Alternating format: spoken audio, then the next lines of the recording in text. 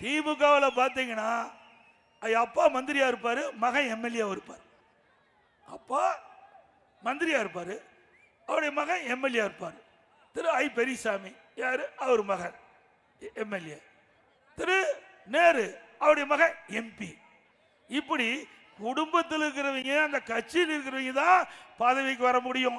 சாதாரண ஆட்கள் யாரும் இந்த திமுக கட்சியில எம்எல்ஏ எம்பி ஆக முடியாது.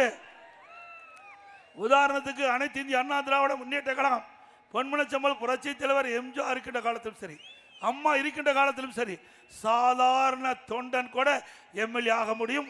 உதாரணத்துக்கு எங்களுடைய தொகுதியில ஏற்காடு சட்டமன்ற உறுப்பினர், பெண் உறுப்பினர், 100 நாள் வேலை திட்டத்தில் பணிபுரிந்தவர் அம்மா அவர்கள் எம்எல்ஏ சீட்டு கொடுத்து எம்எல்ஏ ஆக்குறாங்க. 100 நாள் வேலை திட்டத்தில் பணிபுரிஞ்ச ஊழியர்.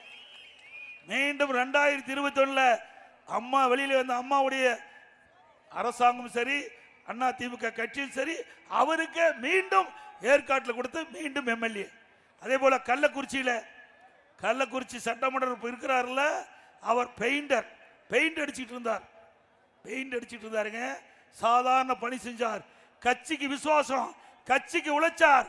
அவர் பணம் காசு இருப்பதை பார்க்கல, அவருடைய உழைப்பை பார்த்தோம், அவர் விசுவாசத்தை பார்த்தோம், அவருடைய சேவையை பார்த்தோம். அவருக்கு கள்ளக்குறிச்சி அனைத்து இந்திய அண்ணா திராவிட முன்னேற்ற கழகத்தின் சார்பாக போட்டியிடுறதுக்கு வாய்ப்பு கொடுத்தோம். இன்னைக்கு எம்எல்ஏவா இருக்கிறார். இதுதான் அண்ணா திமுக.